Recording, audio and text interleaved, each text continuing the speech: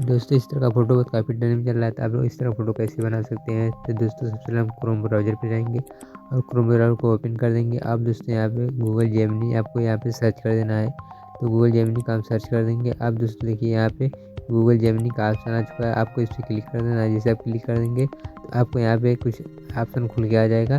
तो जैसे कि यहाँ पे लिखा क्रिएट इमेज पे आपको क्लिक कर देना है। जैसे क्लिक कर देंगे तब प्रॉम्प्ट होगा, प्रॉम्प्ट को आपको पेस्ट कर देना होगा। जैसे आप पेस्ट कर देंगे आपको एक फ़ोटो अपना चूज़ कर लेना होगा। जैसे आप एक फ़ोटो को आप ले लेंगे यहाँ से फ़ोटो लेने के बाद उससे एक तीर का निशान आपको वहाँ क्लिक कर देना होगा। जैसे आप क्लिक कर देंगे फिर दोस्तों आपको थोड़ा सा वेट करना होगा, तो आपके सामने बहुत ज़बरदस्त फ़ोटो बन करके आ जाएगा। तो दोस्तों जो मैंने प्रॉम्प्ट को पेस्ट किया दोस्तों हमारे टेलीग्राम चैनल पर मिल जाएगा, तो उसका जो लिंक दोस्तों है डिस्क्रिप्शन में मिल जाएगा।